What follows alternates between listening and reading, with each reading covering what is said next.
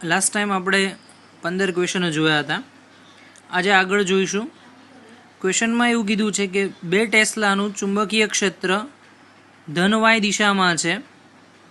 તેમાં 2i cap વત્તા 3j cap cross 10⁶ metre પ્રતિ સેકન્ડના વેગથી ગતિ કરતા -2 માઇક્રોકુલમના વિદ્યુતભાર પર લાગતું બળ ખાલી જગ્યા હશે. જે વિદ્યુતભાર છે એના ઉપર લાગતું બળ છે એ તમારે શોધવાનું છે. તો બેઝિકલી તમારી પાસે અહીંયા ડેટા આપેલા છે ને નોટ કરી દો. આ જે આપેલો છે એને વેગ v કહી દો. અહીંયા 2 ટેસ્લાનું ચુંબકીય ક્ષેત્ર એને b કહી દો. દિશા પણ આપેલી છે અને વિદ્યુતભાર q નું મૂલ્ય છે -2 માઇક્રોકુલમ. તો એ વિદ્યુતભારને પણ તમે દર્શાવી દો. તો અહીં વિદ્યાર્થી મિત્રો આપણે જોઈ શકીએ કે 2 ટેસ્લાનું ચુંબકીય ક્ષેત્ર y દિશામાં છે, સાથે સાથે વેગ જે છે x અને y બંનેની અંદર છે, અને વિદ્યુતભાર q -2 માઇક્રોકુલમનો છે. તો બળનું સમીકરણ આપણે લખી શકીએ q into v cross b. q into v cross b. તો qની કિંમત તમે દર્શાવો તો qની કિંમત આપી દીધી 2 × 10⁻6. વેગની કિંમત 2i કેપ વત્તા 3j કેપ ક્રોસ 10⁶ અને b જે છે 2j કેપ. તો આ પરિસ્થિતિ માટે ગુણાકાર કરો તો 2 ઇન્ટુ 2 4 થશે, અને આ 2 × 10⁻6 અને +6 આ તો કેન્સલ જ થઈ જશે. અહીંયાથી જોઈ શકો જે ક્રોસ જે ગુણાકાર શૂન્ય થઈ જશે, કારણ કે ક્રોસ પ્રોડક્ટમાં એક જ દિશાનો ક્રોસ પ્રોડક્ટ શૂન્ય થશે. તો i ક્રોસ તમે શું લખી શકો છો જે, તો i ક્રોસ જે બરાબર k થશે. તો ગણતરી કરી દો કે 2 × 2 એટલે કે 4, અને પાછા અંદર બીજા 2 ગુણાકારમાં છે તો બીજા 8. તો -8 k કેપ તમારો જવાબ મળશે. તો ઇન શોર્ટ વિદ્યાર્થી મિત્રો જે બળ લાગશે એ બળ કઈ દિશામાં લાગતું હશે? તો અહીં જે લાગતું બળ છે ઋણ z અક્ષની દિશામાં લાગે છે. નેક્સ્ટ ક્વેશ્ચન પર જોઈએ. આર ત્રિજ્યાની એક પાતળી રિંગના પરિઘ પર q વિદ્યુતભાર સ્થિર પડેલો છે.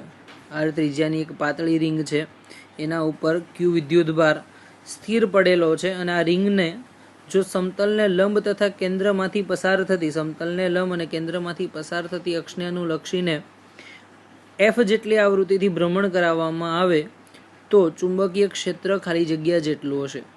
તો મેં તમને થિયોરિટિકલ પોર્શનમાં કીધેલું હતું કે જ્યારે પણ રિંગ વર્તુળમય ગતિ કરે તો એની અંદર પ્રવાહ q ω/ 2π થશે.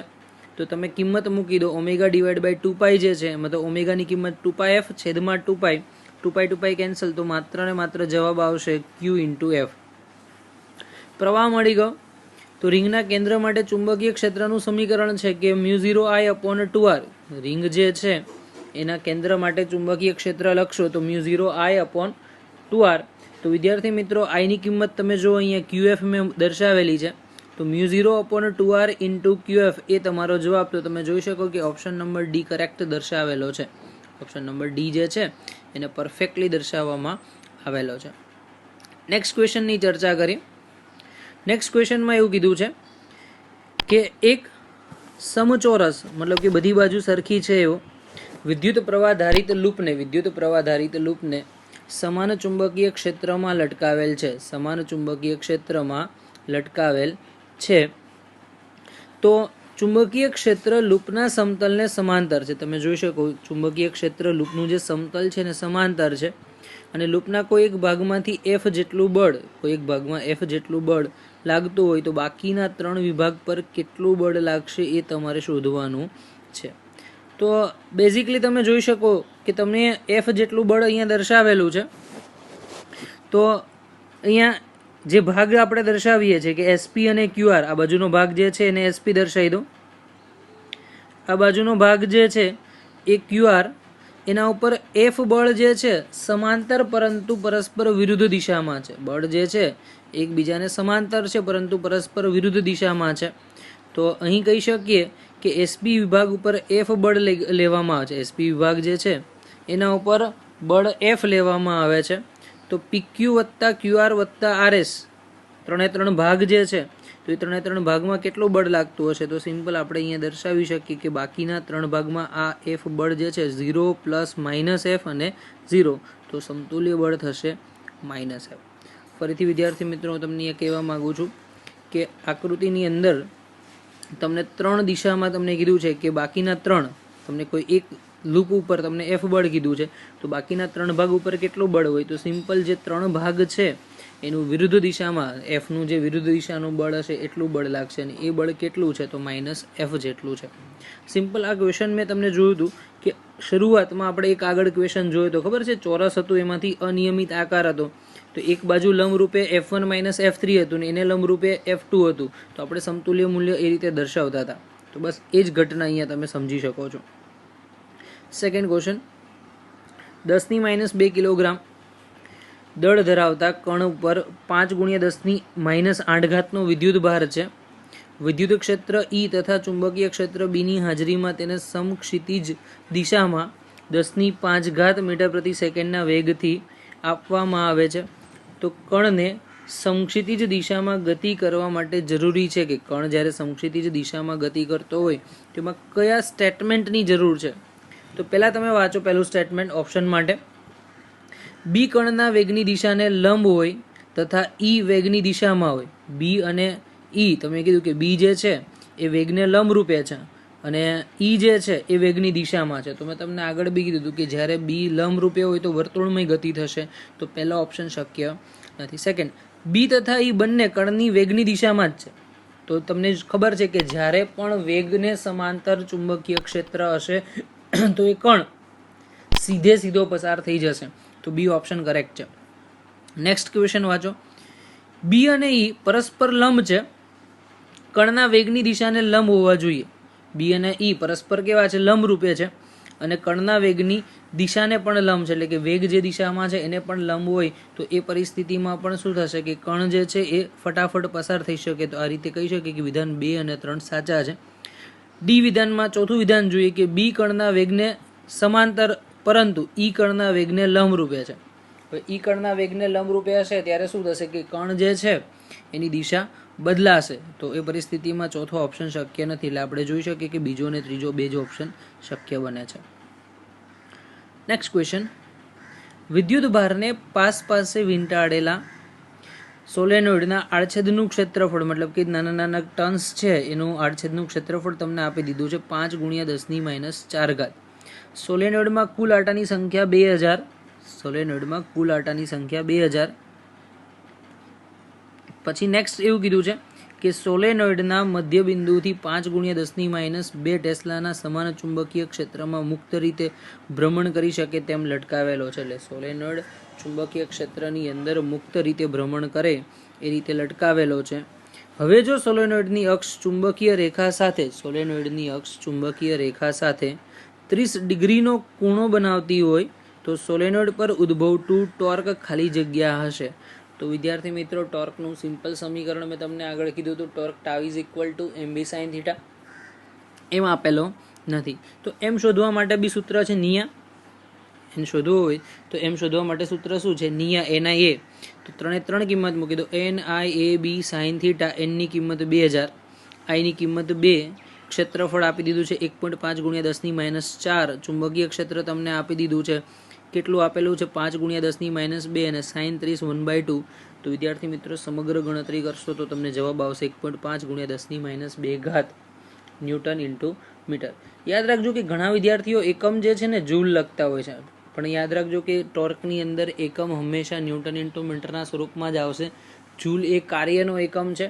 અહીં ટોર્ક અને કાર્ય બંને પરસ્પર વિરુદ્ધ છે, એટલે તમે ક્યારેય પણ એકમ જૂલ લઈ શકતા નથી. નેક્સ્ટ વાત કરીએ. એક આર ત્રિજ્યાની વર્તુળાકાર વાહક તકતી તમને દર્શાવેલી છે, એમાં અડધો ભાગ XY સમતલમાં છે અને બીજો અડધો જે ભાગ છે એ XZ સમતલમાં છે. મતલબ કે તમે સિમ્પલ કહી શકો કે જે તકતી છે ને એને બેન્ડ કરેલી છે 90 એંગલ પર. 90 એંગલ પર તમે બેન્ડ કરશો તો શું થશે? એક ભાગ XY માં જશે અને બીજો જે ભાગ જે છે એ YZ માં જશે. તો પરિણામી ચુંબકીય ક્ષેત્ર કેટલું મળે એ તમારે શોધવાનું છે. હવે માની લો કે તકતી XY માં છે, તો XY ને લંબ રૂપે, XY ની અંદર તકતી હોય તો XY ને લંબ રૂપે કઈ અક્ષ જાય? Z જાય. તો મતલબ કે એક ઘટક Z દિશામાં છે, અને ધારો કે અડધો ભાગ XZ માં છે, તો XZ ને લંબ રૂપે કઈ થાય? Y થાય. તો બીજો જે ઘટક છે કઈ દિશામાં આવશે? વાય અક્ષની દિશામાં. તો ઇન શોર્ટ બે ઘટક મળશે, એક તો વાય દિશામાં અને બીજો છે ઝેડ દિશામાં, અને બંને પરસ્પર લંબ રૂપે હોવાથી આપણે સમતુલ્ય મૂલ્ય શોધવું પડશે. તો વિદ્યાર્થી મિત્રો આપણે પહેલાં વાત કરીએ કયાની વાત કરવામાં આવે છે, તો PQR પાર્ટ એટલે આટલા ભાગની વાત કરીએ. તો ચોથો ભાગ કહેવાય રિંગનો અડધો ભાગ. તો રિંગના અડધા ભાગ માટે તમને યાદ છે કે ચુંબકીય ક્ષેત્ર કેટલું થશે, μ0I/4πr. અને પછી ખૂણો જે તમે મૂકતા હતા એક ખૂણો પાઈ નો આવતો, તો ઉપર પાઈ અને નીચે પાઈ કેન્સલ. તમને યાદ છે કે આપણે સમીકરણ કોઈ પણ ચાપ માટે આવું લખ્યું હતું, μ0I/4πr. આ થીટાની કિંમત તમે પાઈ મૂકશો, આ થીટાની જગ્યાએ તમે શું મૂકશો, પાઈ. તો પાઈ અહીંયાથી ને પાઈ અહીંયાથી કેન્સલ. તો જવાબ જે તમને મળશે કેટલો આવશે, μ0I/4r. ઓકે, એમાં કોઈ પ્રોબ્લેમ નથી. હવે નેક્સ્ટ વસ્તુમાં વાત કરીએ, આનું ચુંબકીય ક્ષેત્ર જે છે કઈ દિશામાં જાય, તો ઝેડ દિશામાં. એટલે હું આને કે કેપ વડે દર્શાવી દઉં. નીચેના ભાગ માટે સેમ અડધી જ તકતી છે તો પણ ચુંબકીય ક્ષેત્ર કેટલું થશે, μ0I/4r. અને એ દિશા જે છે કઈ દિશામાં જાય છે, તો વાયમાં. તો એને જે કેપ વડે દર્શાવી દઉં. તો કે અને જે બંને પરસ્પર લંબરૂપે હોવાથી પહેલાનો વર્ગ વત્તા બીજાનો વર્ગ, તો તમે લખી શકો બંનેનું મૂલ્ય સરખું છે. તો સરખું મૂલ્ય હોવાથી √2b જેટલો જવાબ આવશે, √2b જેટલો. અને બીની કિંમત તો હમણાં જ શોધી નાખી, μ0I/4r. છેદ ઉડાડવા હોય તો ઉડાડી શકો છો, છેદ ઉડાડશો એટલે અહીંયા √2 કેન્સલ, અહીંયા કેન્સલ, તો 2√2 છેદમાં વધશે. તો μ0I/2√2r, μ0I/2√2r આ જવાબ તમને મળશે. એના પછી સેકન્ડ ક્વેશ્ચનની આપણે ચર્ચા કરીએ. આખી દુનિયા જ્યારે ઓનલાઈન થઈ રહી છે, નવી ટેકનોલોજી નવી લાઈફસ્ટાઈલ સાથે સંલગ્ન થઈ રહી છે અને વર્ક ફ્રોમ હોમ જ્યારે નોર્મલ બની રહ્યું છે, ત્યારે સ્ટડી ફ્રોમ હોમ શું એક સારો આઈડિયા નથી? લર્ન લિબર્ટીની નવી એપ.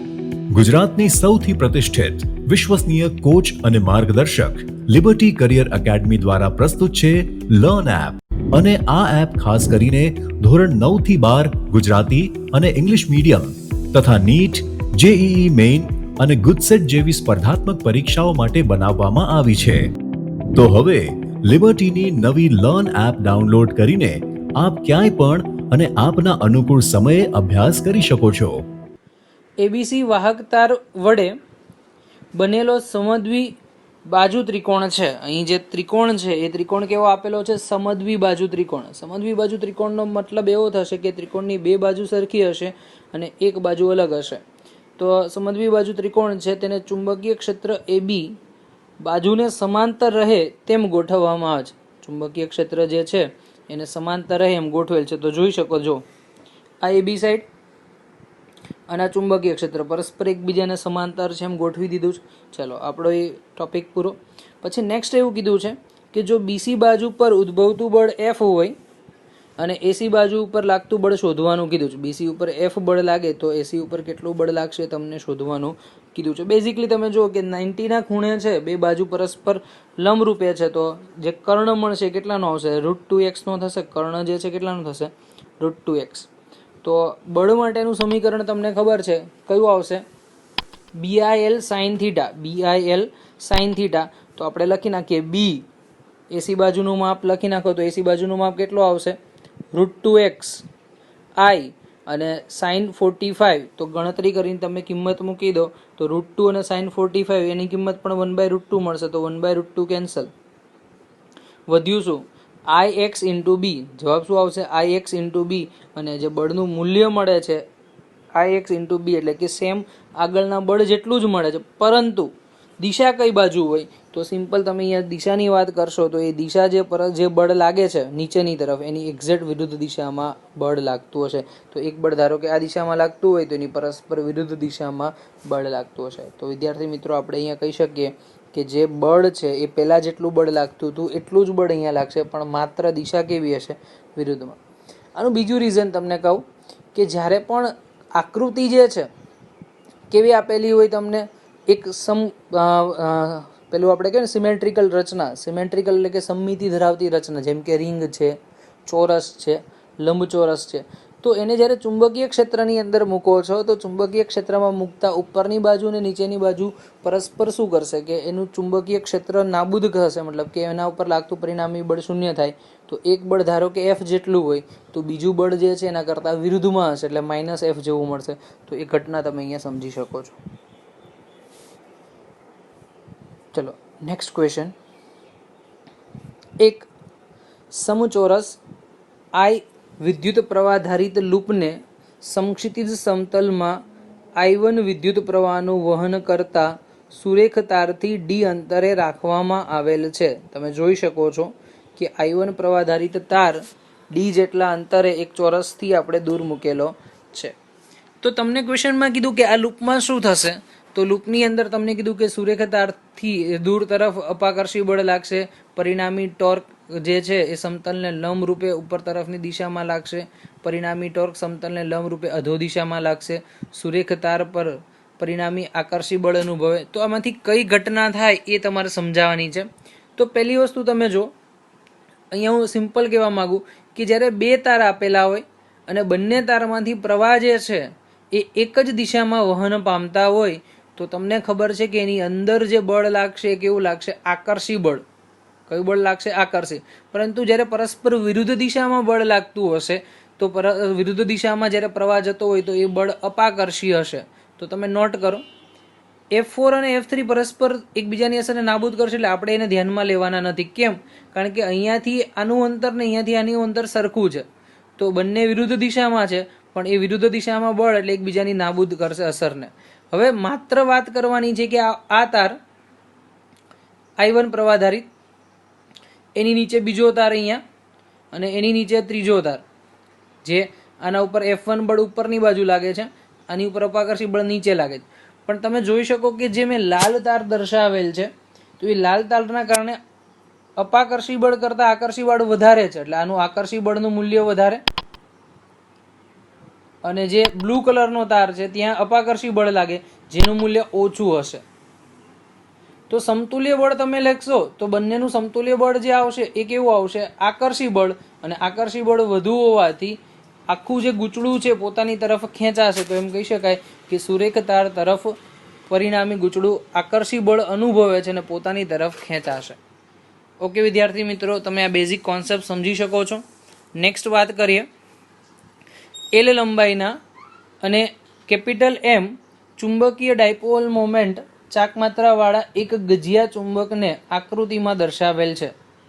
એ ગજિયો ચુંબક તમને આપેલો છે, એ ગજિયો ચુંબકનો આકાર તમે જોઈ શકો છો કે કઈ રીતનો આકાર છે એમનો, એક ચાપ જેવો છે. તો તમને એવું કીધું કે L લંબાઈમાંથી એને ચાપ જેવા આકારમાં વાળવામાં આવે તો નવી ડાયપોલ મોમેન્ટ કેટલાની થશે એ શોધવાની છે.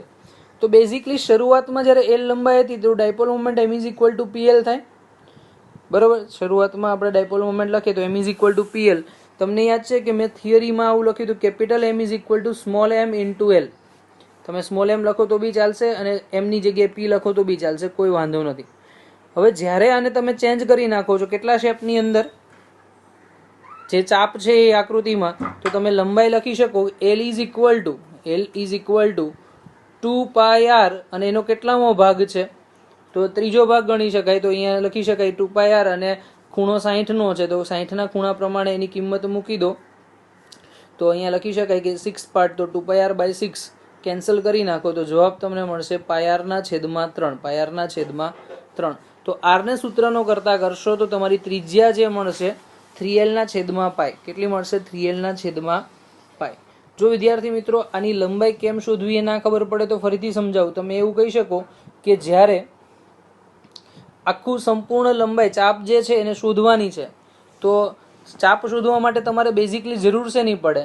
તો ચાપ = ખૂણો ગુણ્યા ત્રિજ્યા. ખૂણો કેટલાનો છે? π/3 અને ત્રિજ્યા કેટલાની છે? r.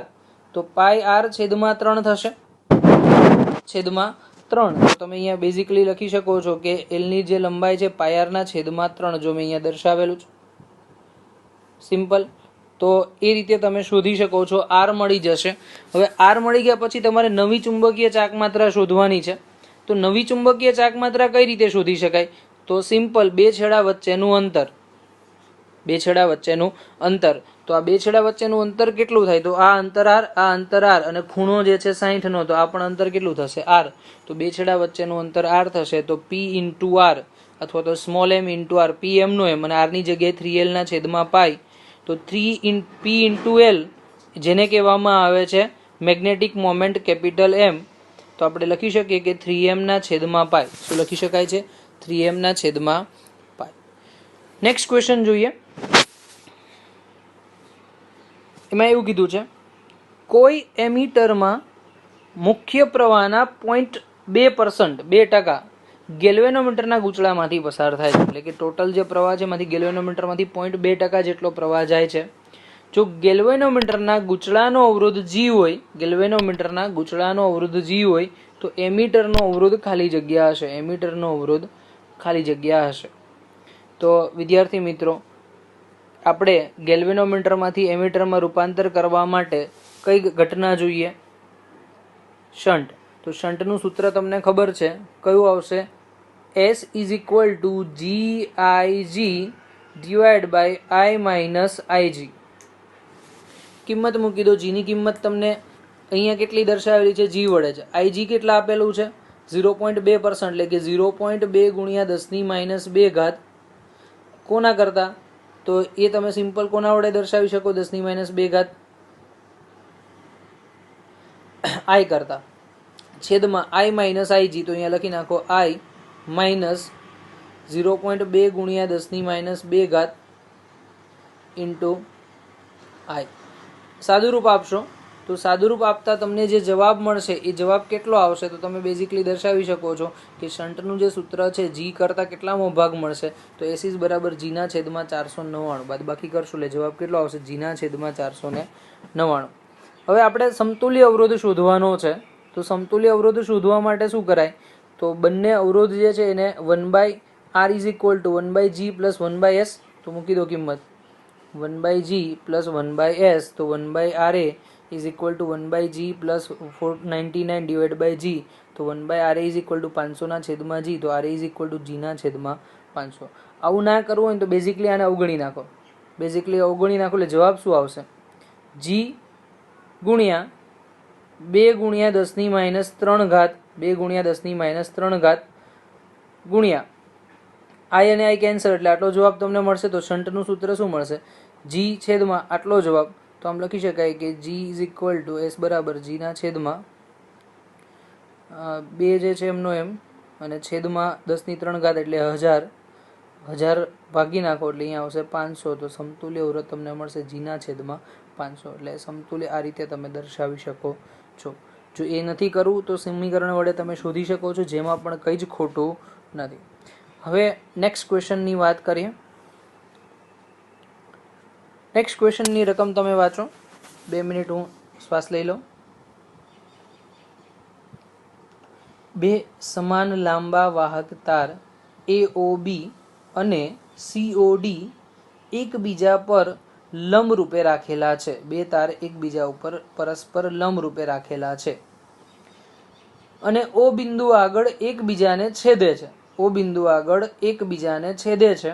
તેમાંથી અનુક્રમે I1 અને I2 પ્રવાહ વહે છે. અનુક્રમે I1 અને I2 પ્રવાહ વહે છે. O બિંદુ તથા D અંતર પર બંને તારોના સમતલને લંબરૂપે કોઈ P બિંદુ, મતલબ કે કોઈ P બિંદુ આપેલું છે, ત્યાં ચુંબકીય ક્ષેત્રનું મૂલ્ય કેટલું હશે એ શોધવાનું છે. તો ફરીથી તમને કહું કે 2 સમાન તાર આપેલા છે. એક તારનું નામ આપેલું છે કે AOB, બીજો તાર આપી દીધો છે તમને COD. બંને પરસ્પર લંબરૂપે છે. એટલે માની લો કે તમે AOB તારને વાયમાં લો તો COD તારને એક્સમાં લઈ લો, બરોબર. એકમાંથી I1 પ્રવાહ વહે છે અને બીજામાંથી I2 પ્રવાહ વહે છે અને D અંતરે. તો વિદ્યાર્થી મિત્રો, અનંત લંબાઈના તાર વડે ઉદ્ભવતું ચુંબકીય ક્ષેત્ર શું થાય? તો μ0I/2πD અંતર. R ની જગ્યાએ આપણે શું લખશું? D. હવે બંને તારથી ચુંબકીય ક્ષેત્ર પરસ્પર કઈ રીતે હશે? લંબરૂપે હશે. તમે જોઈ શકો કે આ તાર જે જાય છે પ્રવાહ દિશામાં, તો ચુંબકીય ક્ષેત્ર P બિંદુ આગળ બનાવો તો શું થશે? એનું વર્તુળ અહીંયાથી આમ બનશે, અહીંયાથી આખું આમ. તો અહીંયા સ્પર્શક આ દિશામાં ગયો. બીજું કે આપણે B તાર વડે બનાવો તો એ સર્કલ અહીંયાથી આમ બનશે, અને એ સર્કલ તમારું કઈ દિશામાં આવ્યું તમારું, તો એ સર્કલ જે છે તમારી XZ દિશામાં આવે તો XZ ને લંબરૂપ, એટલે અહીંયાથી આ આવશે Y દિશામાં. આ જે તમે બનાવશો એ કઈ દિશામાં આવશે? Y દિશામાં. પછી આ જે X અને Z છે, X અને Z માટે તમે લંબરૂપે બનાવો છો, એની દિશા પરફેક્ટલી તમને દર્શાવી દઉં, એક જ મિનિટ. તો એ કઈ દિશામાં જાય? તો YZ ને લંબરૂપે હંમેશા આવશે X અક્ષમાં. તો એનું જે સ્પર્શક આવશે ને એ અહીંયાથી આમ આવશે, આ Xમાં. તો બે ચુંબકીય ક્ષેત્ર મળ્યા, આ બાજુ Xમાં ને આ બાજુ Yમાં. તો X અને Y નું પરસ્પર લંબરૂપે ચુંબકીય ક્ષેત્રનું મૂલ્ય તમે દર્શાવો તો ગણતરી તમને આપી દીધી છે. μ0I2/2πd - j કેપ, અને પેલાની અંદર μ0I/2πd. ચલો સિમ્પલ ગણતરી કરી નાખો. પેલાનો વર્ગ વત્તા બીજાનો વર્ગ, તો μ0I/2πd બાર I1 નો સ્ક્વેર વત્તા I2 નો સ્ક્વેર અને આખાનું વર્ગમૂળ. તો બેઝિકલી તમે આ રીતે ગણતરી દર્શાવી શકો છો. મેં બહુ ડિટેલમાં તમને ગણતરી નથી સમજાવી, માત્ર આકૃતિ જ સમજાવી છે. એનું કારણ છે કે તમને સૂત્ર ખબર છે, ગણતરી કેમ કરવી એ ખબર છે. કારણ કે કોઈ પણ બળ લાગતા હોય તો કોઈ પણ બે સદિશ લંબરૂપે હોય તેનું સમતુલ્ય મૂલ્ય ખબર જ છે કે F1 નો સ્ક્વેર વત્તા F2 નો સ્ક્વેર અને એનું વર્ગમૂળ, એ તમારું સમતુલ્ય મૂલ્ય થાય. એ કોઈ પ્રોબ્લેમ નથી.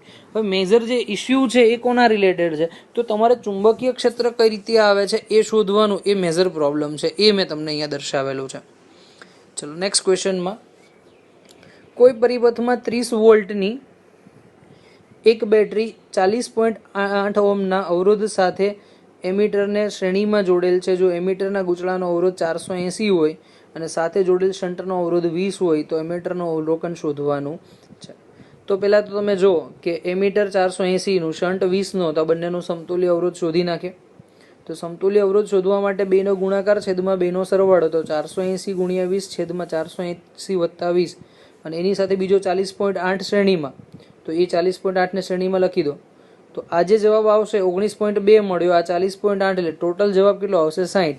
તો આખું પરિપથ કાઢી નાખું અને એની જગ્યાએ હું ખાલી એક જ અવરોધ લખી નાખું 60નો. નીચે એક બેટરી દર્શાવી દઉં 30 વોલ્ટની.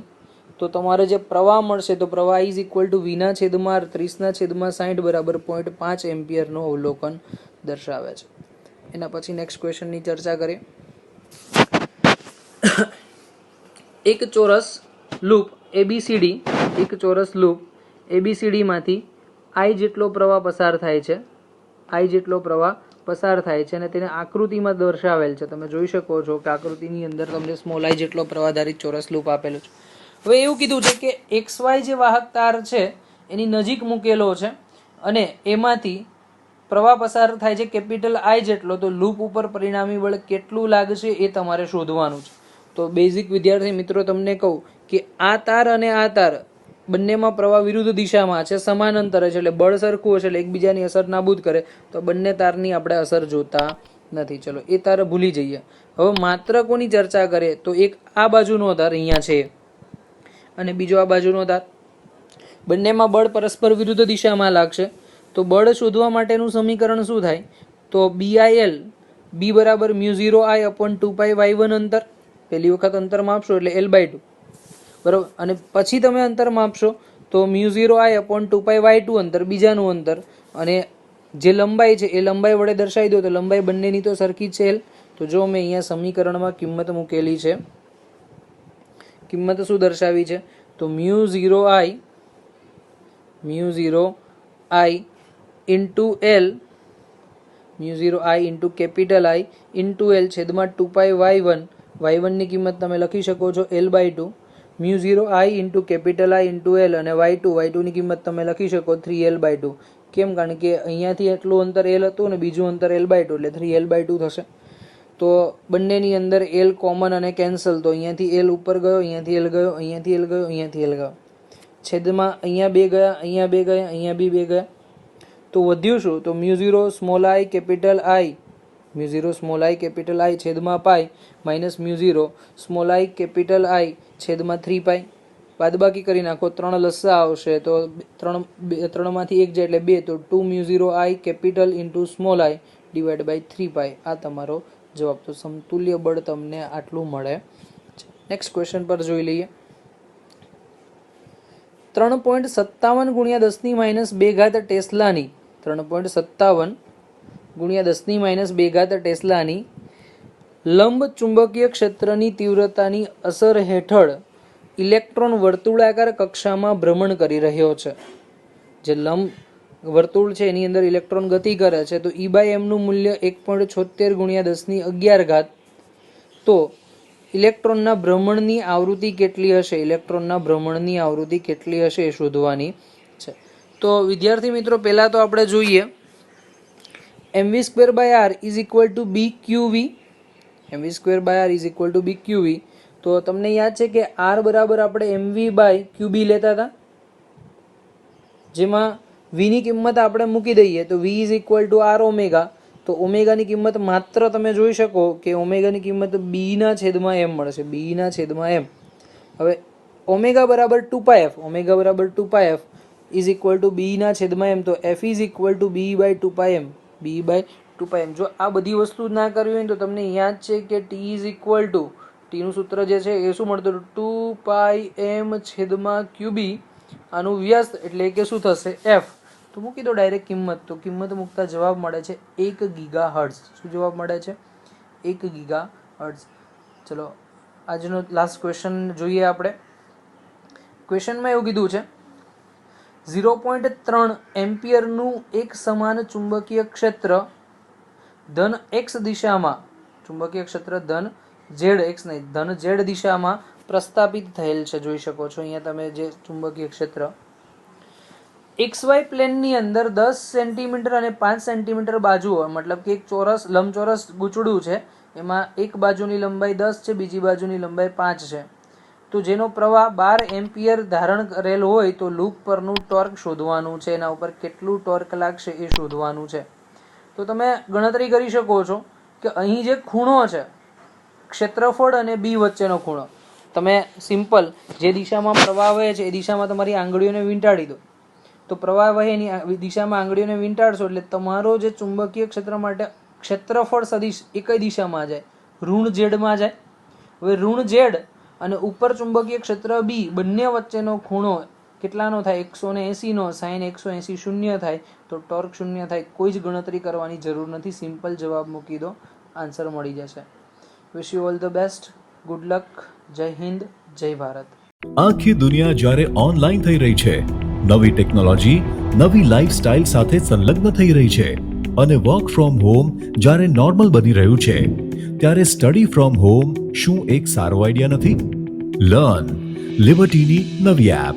ગુજરાતની સૌથી પ્રતિષ્ઠિત વિશ્વસનીય કોચ અને માર્ગદર્શક લિબર્ટી કરિયર એકેડમી દ્વારા પ્રસ્તુત છે લર્ન એપ.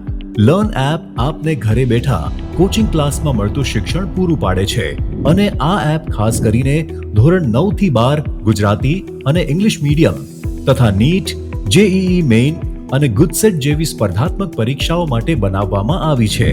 ઓનલાઈન કોર્સમાં જોડાવા માટે ગૂગલ પ્લે સ્ટોરમાંથી લર્ન એપ ડાઉનલોડ કર્યા બાદ સૌપ્રથમ રજિસ્ટર કરવું, જેમાં તમારું full name, email ID, mobile number તથા તમારો પાસવર્ડ સેટ કરવો.